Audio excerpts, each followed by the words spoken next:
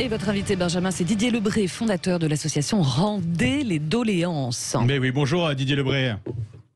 Bonjour. Alors c'était il y a presque 2 ans, le 13 janvier 2019, Emmanuel Macron lançait les cahiers de doléances pour sortir d'une certaine façon de cette crise des Gilets jaunes. Ils sont où aujourd'hui ces 16 000 carnets, Didier Lebray? Est-ce qu'on le sait? Oui, on le sait, ils sont dans les archives départementales. Donc, si vous avez du temps devant vous, de la patience et de la détermination, vous faites le tour de l'ensemble des 101 départements français et avec un peu de chance, vous pouvez arriver à en consulter quelques-uns. Et alors vous, ce que vous demandez avec votre association que vous avez créée, l'idée c'est de rendre accessible plus facilement l'ensemble de ces cahiers de doléances. C'est ça, comment vous voulez faire? C'est deux choses. D'abord, que le gouvernement honore sa promesse. C'est une promesse d'Emmanuel Macron de rendre accessible. C'est une promesse d'Emmanuel Macron. Et la promesse fait autant partie, je dirais, de l'exercice citoyen que le fond lui-même. C'est un dialogue qui, à un moment, s'exerce et un pacte de confiance entre l'autorité et les citoyens pour arriver à faire émerger une parole qui puisse aider, en l'occurrence au moment de la crise des Gilets jaunes, le gouvernement à sélectionner des thèmes sur lesquels le gouvernement ensuite s'est engagé également à agir. Donc la première chose qui doit être faite, c'est de les mettre en ligne. Alors nous, sans attendre, on a décidé de s'adresser directement aux citoyens français, aux porteurs de doléances, aux élus locaux, tous ceux qui ont eu à traiter cette affaire, de nous les envoyer directement au site qu'on a créé spécialement pour, Rendez les doléances, de façon à ce que les équipes de chercheurs qui travaillent avec nous puissent commencer à se mettre au travail et surtout les mettre en ligne. Et alors vous en êtes où actuellement? Parce que vous êtes une association, vous avez 2-3 mois d'existence, c'est ça? C'est encore tout récent? C'est très récent. On a lancé l'opération le 24 novembre. On a déjà eu de très très bons échos médiatiques. La preuve en est, je suis avec vous ce matin. On a également énormément de relais en région. On a de plus en plus de gens, de simples citoyens ou d'élus qui se manifestent et qui nous disent venez nous voir, on va vous aider à essayer de récupérer le maximum de doléances. C'est important, c'est un engagement qu'on avait pris collectivement, il faut qu'on puisse l'honorer. Donc voilà, on a commencé.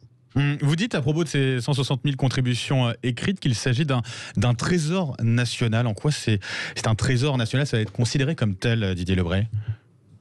Si aujourd'hui vous voulez comprendre la situation du Royaume de France juste avant la Révolution française, que ce que vous faites, vous vous plongez dans les cahiers de doléances de 1789 pour comprendre l'état de l'opinion, quelles étaient les principales récriminations. Alors vous comprenez par exemple que la figure du roi à l'époque était assez peu contestée, mais qu'en revanche les Français étaient accablés d'impôts, écrasés d'injustice fiscale, demandaient des choses très simples, c'était que l'effort soit réparti entre les trois ordres, entre la noblesse, le clergé et le tiers-état qui, lui, de toute façon, assumait déjà la quasi-totalité de l'impôt. On apprend des choses qui permettent de comprendre. On apprend aussi, par exemple, à l'époque, que nos compatriotes s'étonnent de voir que l'État est aussi peu présent dans les territoires. Alors, bon, toute ressemblance avec la situation actuelle est peut-être fortuite et mérite qu'on la creuse. Mais ce qui est important aujourd'hui, c'est qu'on ne peut pas, à 1 an et demi d'une échéance majeure qu'est l'élection présidentielle, avoir ouvert le couvercle de la concertation, comme ça a été fait d'ailleurs pour la Convention citoyenne pour le climat très récemment, dire aux gens on vous croit, l'intelligence collective, c'est formidable. Et une fois que les gens se sont exprimés, on referme le couvercle en disant écoutez, vous savez quoi, on va faire une petite réformette sur la CSG pour les plus petites retraites, et puis ça sera pour solde de tout compte. Je pense que c'est la meilleure façon non seulement de frustrer, mais de faire un bras d'honneur à la démocratie que tout le monde aujourd'hui aspire voir être mise en œuvre, une démocratie qui soit plus participative, plus directe et qui implique les citoyens. On l'a vu dans la gestion de crise. Un des grands enseignements à retirer de cette gestion de crise qui a été mauvaise, globalement, c'est qu'on ne s'est pas assez appuyé ni sur les territoires, ni sur les régions, ni sur les départements, ni sur les collectivités territoriales de manière générale, et encore moins sur les citoyens. Il y avait une énergie formidable au début de la crise qui n'a pas été exploitée. Ce travail sur les doléances, c'est aussi ça. Et on peut donc y participer sur le site rendezlesdoléances.fr. Merci beaucoup Didier Lebray d'avoir été avec nous ce matin sur Sud Radio.